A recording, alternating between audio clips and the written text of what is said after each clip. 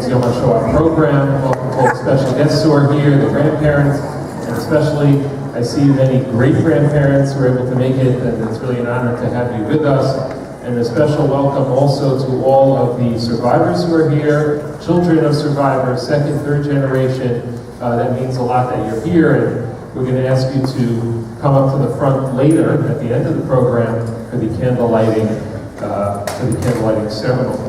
Our fifth graders have worked really hard on this morning's program under the guidance of Mrs. Pinchot and with all the other teachers who have helped out, and Mark Cacone with the audio-visual. And they worked hard to really give you a presentation this morning that will remind us of why we're here and will really do tribute to the mitzvah, the Torah of Zachor, to remember. Torah commands us to remember what Amalek has done, and the modern day Amalek, the Nazis, and everyone who follows in the path of anti-Semitism, as we've seen, unfortunately, not even a week ago, this past Shabbat in California, the anti-Semitism, unfortunately, is alive and well, and all the more so that we need to make sure that we are remembering, and we are never forgetting what the dangers of this kind of terrible, terrible hatred is, and what our job is to fight it and to protect and ensure the continuity of the Jewish people and the safety of all people in the world.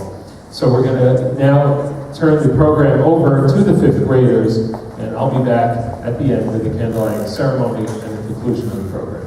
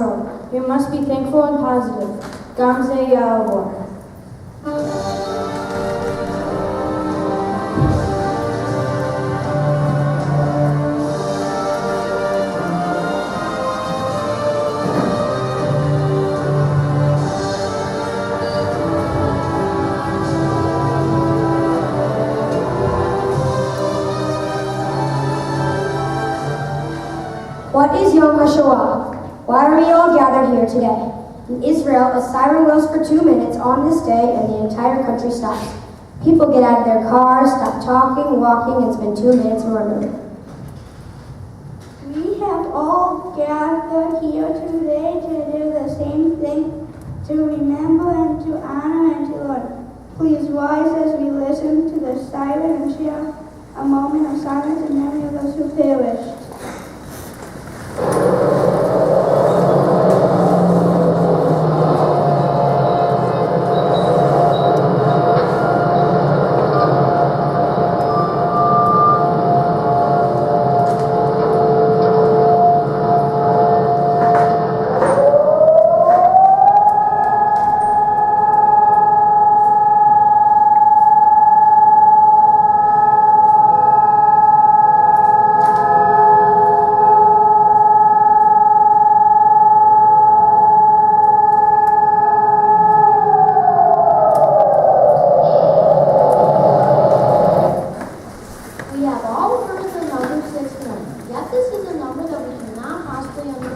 The only way to remember the 6 million individuals who died at the hands of the Nazis and to honor those who survived is to tell and retell their individual stories. Each year, the 5th grade at Hillel Torah is privileged to have the responsibility of leading our school and to act by sharing sad and painful stories, but also stories about courage, hope, and resistance. This year, we would like to share a few stories of a few heroes, some who survived and some who didn't. Each of these people can teach us something about being a better person. Sadly, many survivors are no longer able to share their stories and memories, yet their stories live on in us. Join us as we journey to a different place and time when Jewish people could not live proudly as we do, could not learn the Jewish schools as we do, could not live safely as we do. This year, we also mark 75 years since the deportation of the Jews of Hungary in May of 1944. Many of the survivors who have been interviewed as part of the Names Not Numbers program came from Hungary.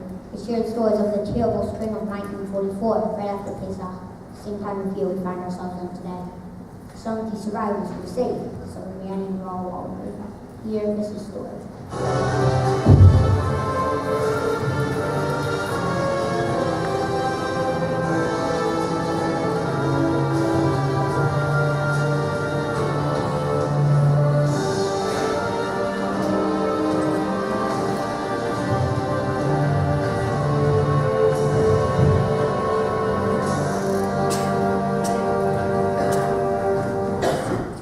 May 1944. Hitler and the Nazis have already implemented the fire solution, a plan to destroy all the Jews of Europe. Millions of Jews from Poland, Germany, France, and Lithuania have already been killed. The Jews of Hungary are still alive. They can still be saved. There are rumors of his final solution, but the world still does not believe it. Most citizens stand by silently. Few brave people stand against the Nazis, even at risk of death. Raoul Wallenberg, a non-Jewish diplomat from Sweden, was one such hero.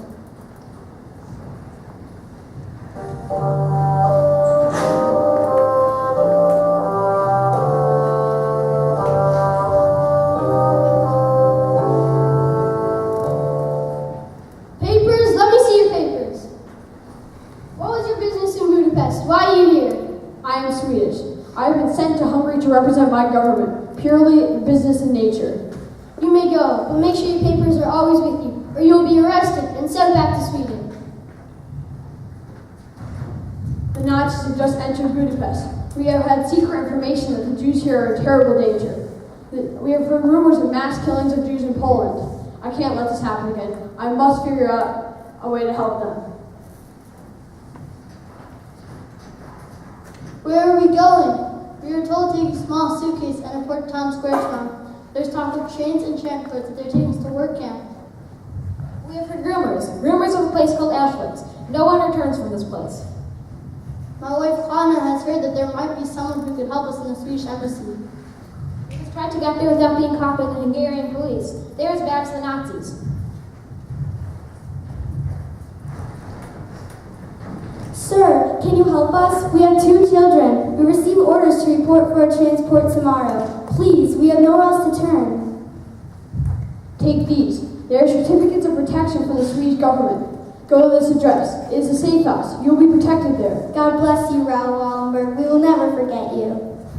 I've taken on this assignment, and I will never go back to Stockholm without knowing I've done all a man can do to save as many Jews as possible.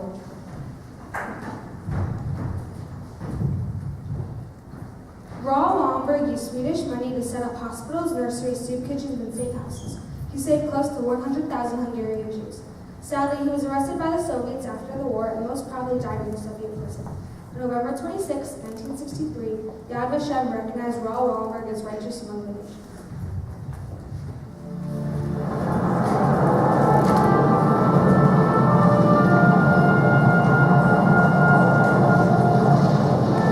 I survived.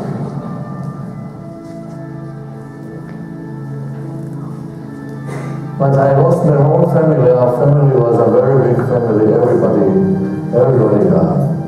Everybody. It's hard to think of anybody who has saved more lives. I admire his braveness. You cannot believe how human Raoul Wallenberg was. Son of Sweden, a citizen of the world, who reminded reminded us of our obligations to our fellow human beings.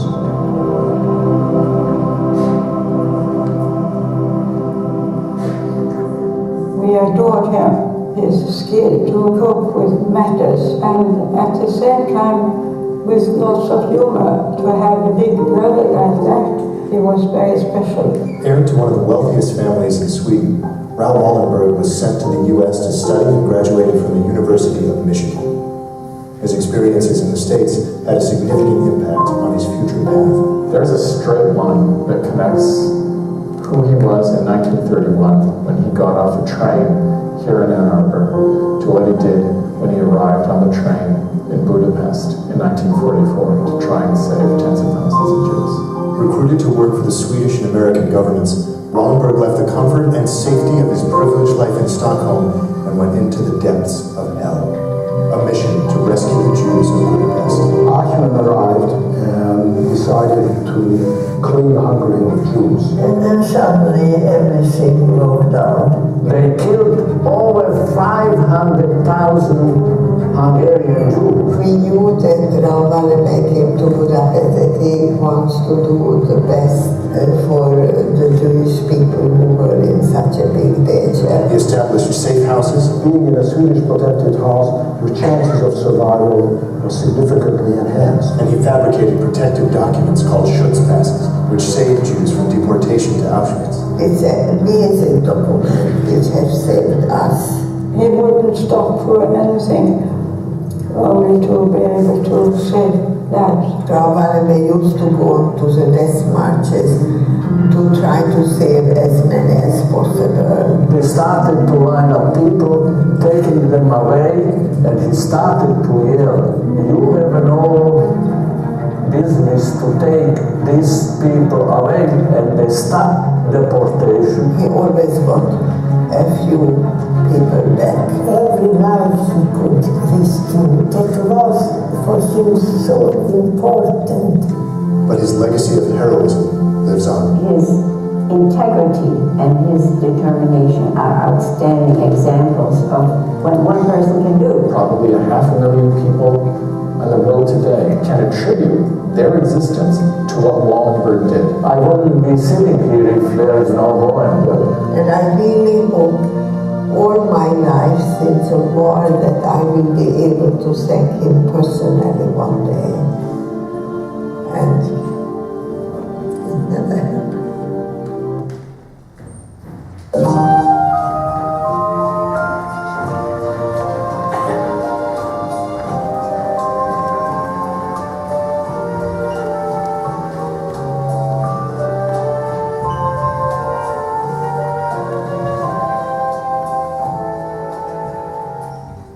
Before World War II, Kovno, Lithuania was home to a thriving Jewish community, filled with shows, yeshiva, and Jewish organizations. When the Nazis invaded in 1941, 30,000 Jews were forced into a ghetto.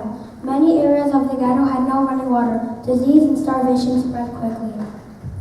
Yet the Jews of Kovno continued to resist both physically and spiritually. Many secretly smuggled in weapons. Some escaped to fight with the partisans in the forest around Kovno. Others secretly tried to save Jewish children by smuggling them out of the ghetto. This is the story of Sheila Gerber, then known as Sarah, a survivor who shared her story with our 8th graders this year. She was one of the few children from Kovno who survived to tell their stories. Having just celebrated Pesach, when we retold the painful story of our ancestors in Mitzrayim, we can't help but think that sometimes sad chapters in our history repeat themselves.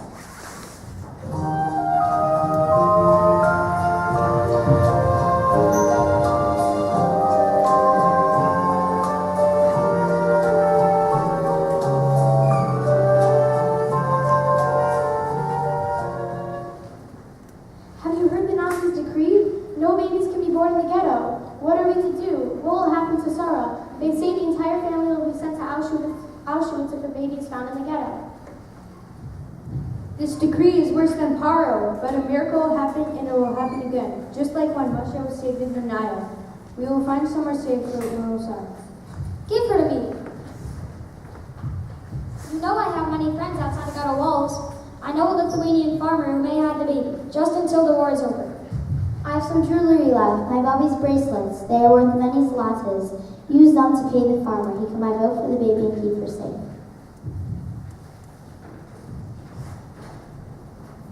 Please keep her safe.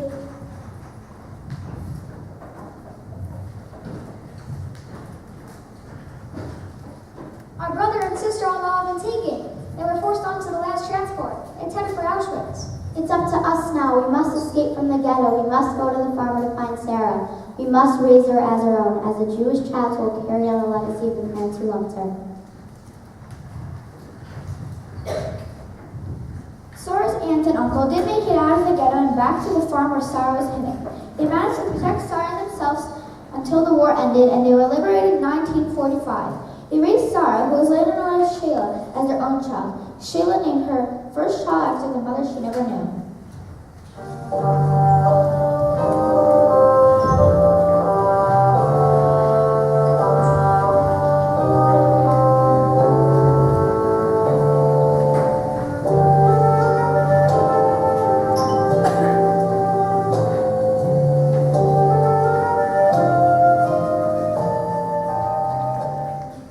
Aaron Elster was born in Sokolov, Poland in 1933.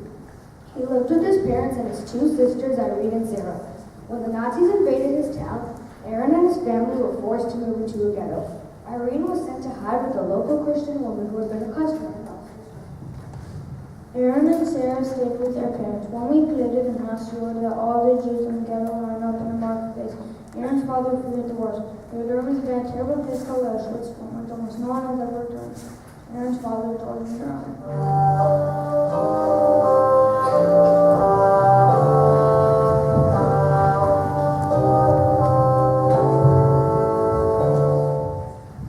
Aaron, you must run away. Slide under the hole in the barbed wire over there and then run into the forest. When night falls, find your way back to the city. Take this address. It is the home of the Gorskys where Irene is hiding. Maybe they will take pity on you and hide you too. But Father, I don't want to leave you and Mother and Sarah. Let me stay. Aaron, you must go. Sarah is too little to run, but you are brave and strong. You must live. I hope we will be reunited soon, when the war is over. Now go, before the Nazi guards come this way.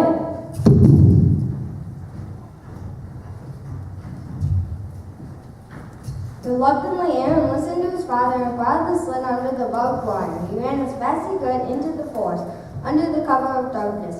He finally arrived at the Gorsky home. He looked down at the small paper in his hand and up at the door with the same number. With a trembling hand, he knocked on the door. An old woman knocked. What do you want? Who are you? I am Aaron, Irene's brother. I know you are hiding over here in your house. I need help. Please give me a place to hide. Are you crazy? I'm not hiding anyone, let alone a Jew. I do not have a sister. Go away or you'll get us all killed. Please, Mrs. Gorsky. My parents think you are a kind woman who always came to their store. I have nowhere to go. I have these. You can hide it for feedings, but that is it. You have to sleep in the attic in the darkness so that no one sees you. I will bring a crust of bread and water each night. That is all I have. Aaron lived with his dad for 2 years, alone and in darkness. He did not take a bath or change clothes for 2 years. He lost his sister Irene a few times, but for a few minutes. He was always cold, hungry, and alone. And the life began to change drastically. We were put on rations. 12-foot walls were built around our area. German soldiers walking around with the helmets and the high boots. They created tremendous fear. And my little sister Sarah and myself and my dad were in the marketplace with other Jews, made to sit one line behind the other while guards walking around the group hitting people. They're not lined up exactly right. And I remember praying to God to spare us. But I also knew that they had the full power to do whatever they want with us. And as we're sitting there, waiting to be shipped to Treblinka, my dad told me to run. And I did somehow.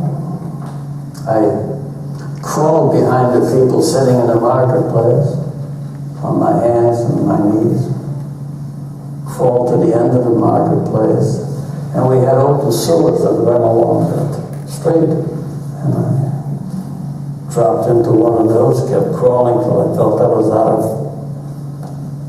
of sight. Stood up and started running. When I came to her door, she saw me. She started screaming at me for coming there. And I told her, I said, my mother told me that you would help me. You're my last resort to stay alive. And you have my sister here. And her first reaction was, your sister's not here anymore. And you must leave. And I begged and I cried. Begged a lot. Cried a lot. Somehow I must have touched her heart. Because she said to me, okay, I'll let you up to the attic, but only for a few days. And then you must leave and find your mother again, because you are not my responsibility.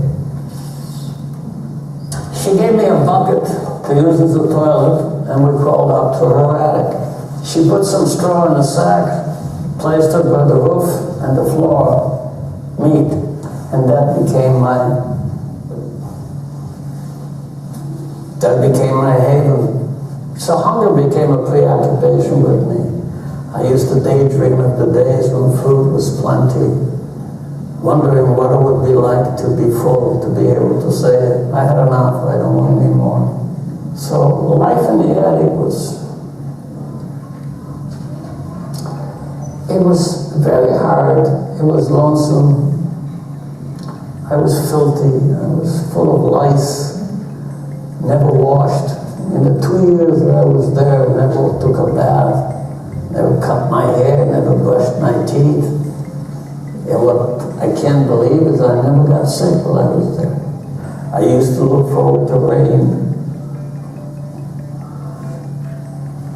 I used to love rain because the rain would come down on those tin plates of the roof and make such terrific noise.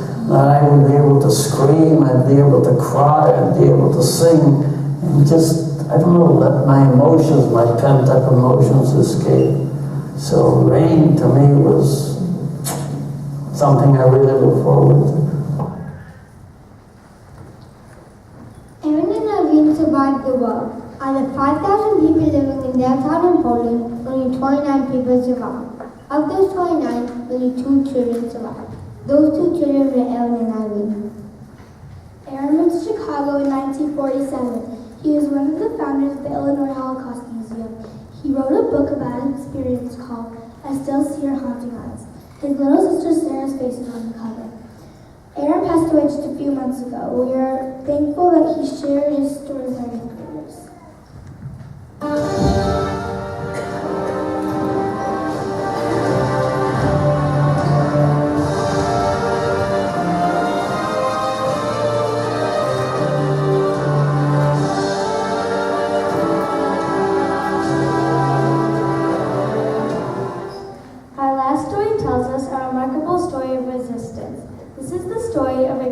Children the same ages as all of us who resisted the Nazis with their imaginations, creativity, and talents, and the love they felt for their friends and teachers in the camp called Theresienstadt.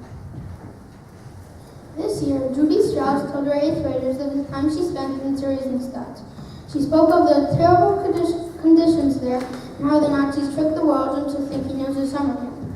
She remembers when the Red Cross delegation came and the Nazis put on a show, giving prisoners new clothing, extra food, forcing them to play instruments and fake going to school just to fool the world. When the world wasn't looking, Theresienstadt was a place of sickness, starvation, and hardship. Most people were sent from there to Auschwitz within weeks of arrival. Yet there were 15,000 children who lived at different points throughout the Shoah. Only 100 survived, but something else survived, which tells us a story of hope and courage.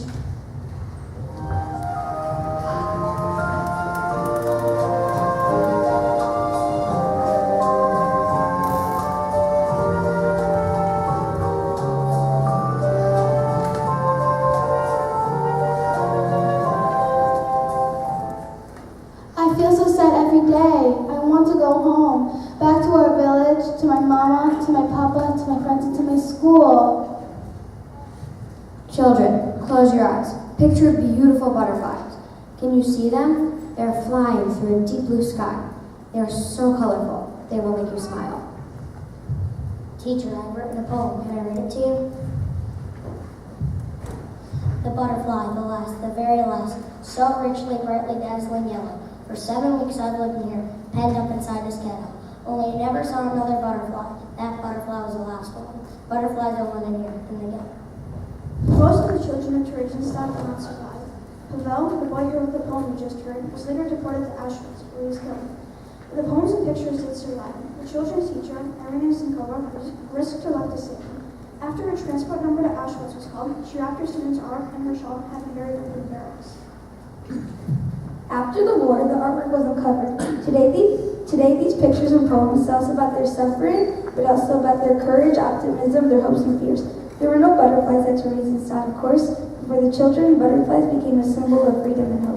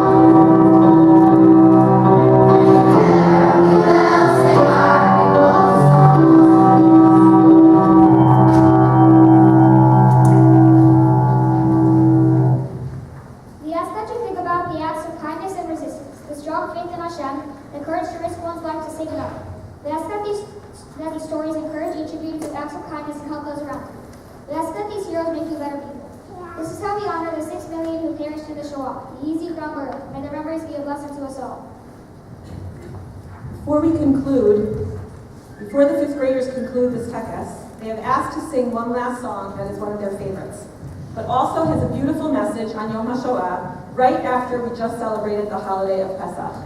The words that you're all familiar with are V'hi she'amda la'avoteinu v'lanu, shelo echad bilvad amad aleinu l'chalatenu, V'hakadosh Baruch Hu Matzilenu Miyadam. This song speaks of our difficult and painful history, but also of our unwavering faith in Hashem that He will ultimately protect Am Yisrael. And as we get closer to our next holiday, Yom HaAtzmaut, which we will celebrate next week, we know with certainty that this is true.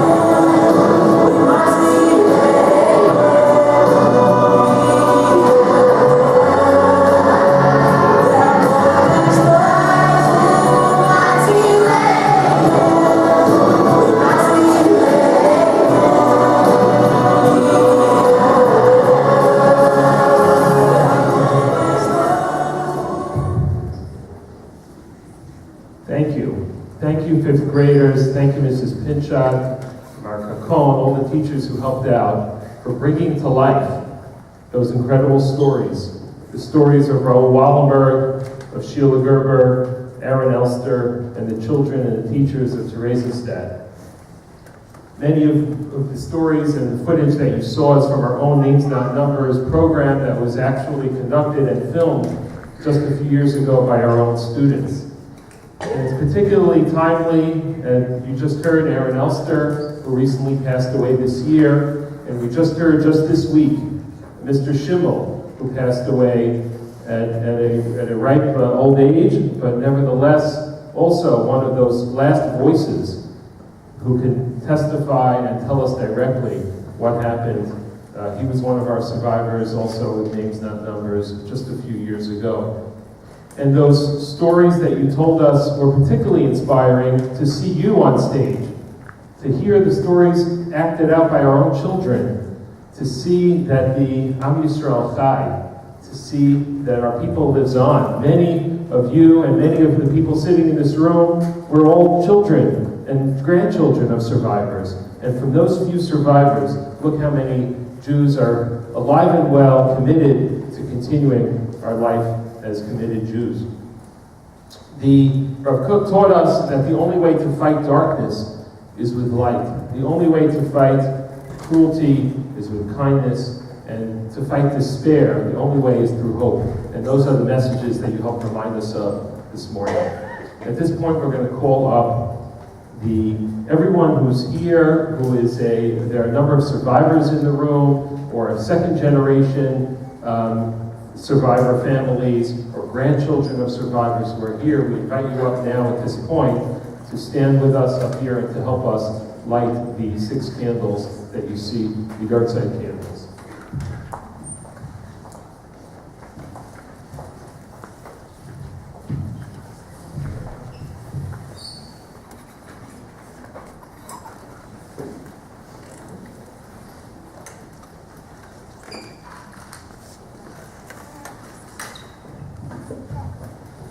Please.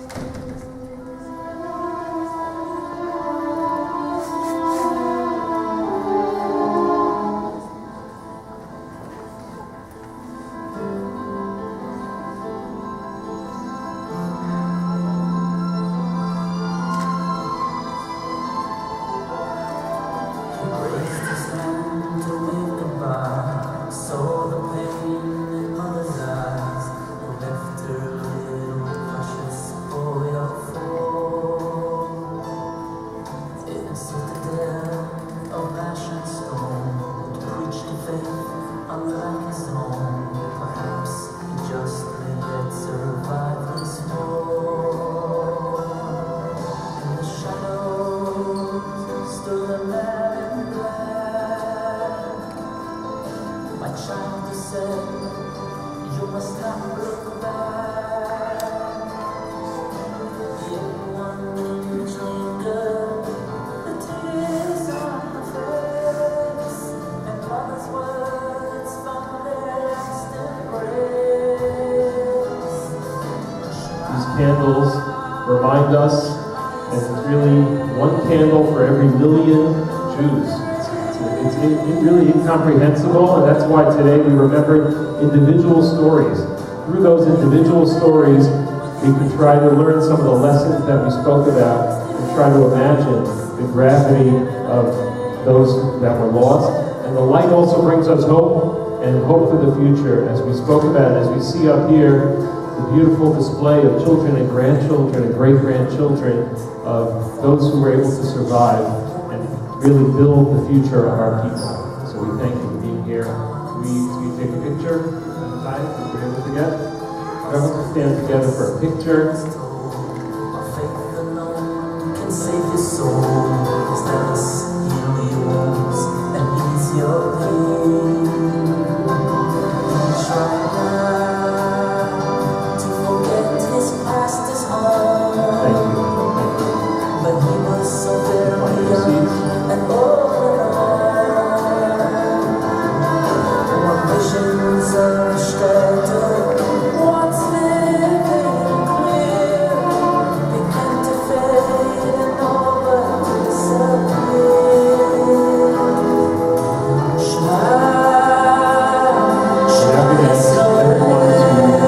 Stand for a Tel Malay Rachamim, followed by the singing of the Tikva. Reminds us of the Jewish homeland and the hope of the future. Tel Malay Rachamim, Shochein B'Amromim, Amtzei Menucha Nechon Al Kanfei Hashchina, Alot Kedoshim Utorim, Kizar Kiyam Asirim, and Nishmoteihem Shesheish Meot, Revavot Alfei Yisrael, Anashim V'Nashim, Yiladim Yiladot, Shenehergu, V'Shenisrefu, V'Shnitbechu, V'Shenechneku Chayim, B'Idei Meflotzot HaTzorim, V'Galut Europa, Kulam Kedoshim, Tehorim, B'Hem Gonim V'Tzadikim, Arzei Halvanon V'Adirei HaTorah, V'Gan Eden Tehei Menuchatam, Bal Rachamim, Yitzror V'Tzor Chayim V'Nishmatam, Adonai U'Nachlatam, V'Yizkor Lanu Akedatam, V'Tamol Lanu L'Chol Yisrael Zechutam, Eretz Al Techasi Damam, V'Yimakom L'Zakatam, V'Zchutam Nitchei Yisrael Yashuvu L'Achuzatam, V'Akdoshim L'Zicharon Tamid Neged Einecha Tzidkatam, Oh Shalom, V'yanuchu HaMishkavotam, V'nomar Amen. Please join me as we sing Hatikva.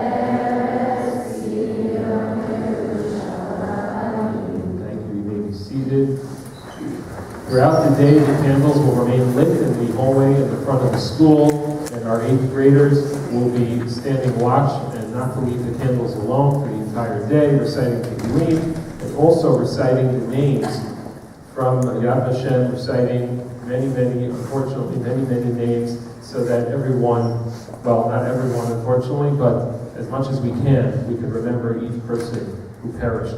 We're also going to be announcing over the loudspeaker at 2 different points in the day. We ask for a moment of silence over the loudspeaker for all the school, where we're going to read names of those family members of Raoul Torah families who perished in the Shoah.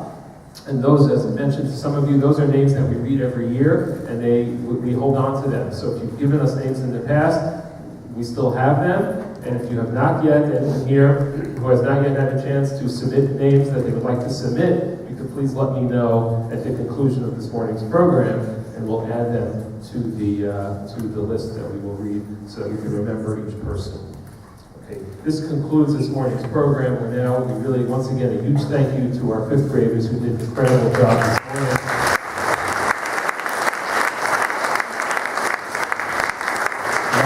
Not an easy task at all, and you really rose to the occasion, and we're just incredible. We're so proud of you, and a huge thank you again to Mrs. Brewer, to Mrs. Pinchot, to Mark Capone, Mrs. Miller, and all the teachers who helped out. We really took a beautiful backdrop. It really takes